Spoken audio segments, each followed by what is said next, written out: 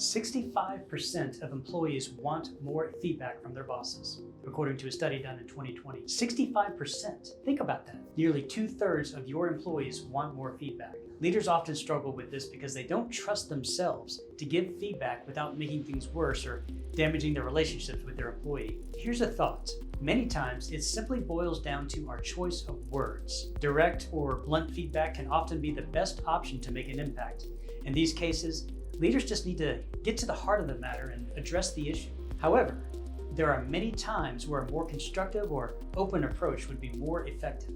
Words have power. The difference between a defensive or argumentative employee and an open-minded one often comes down to a few word choices and the feedback that they receive. As leaders, it's crucial to understand the impact of our words and how simple changes in our language can influence the reception of our feedback. Consider this. Telling an employee you're doing it wrong immediately puts them on the defensive.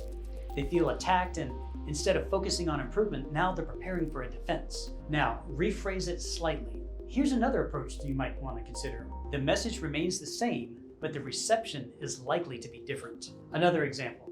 Instead of saying, "This report isn't what I expected," you could say, "How can we align this report to more closely align with the objectives?" The latter might not only sound more collaborative, but it also provides a direction for the conversation. Here are some more examples. Instead of saying, "Can I give you some feedback?"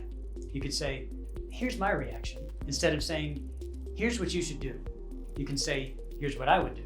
Instead of, "Here's what you need to improve on," you can say, "Here's what worked best for me and why." And instead of, "Your communications are just confusing," you can say, "Here's where you started to lose me." The key here is framing the feedback as an opportunity for growth rather than criticism.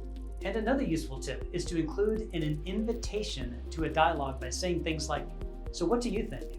Or "How did you see it?" Or "What am I missing?" Again, direct or bluntness in giving feedback is often the best technique. However, a slight change in phrasing can be the difference between a defensive reaction and a constructive conversation. And as leaders, it's our responsibility to ensure that our feedback, while honest, is often delivered in a manner that fosters growth and collaboration. Thanks for watching another episode of Bite-Sized Leadership. I'm Tim Huff.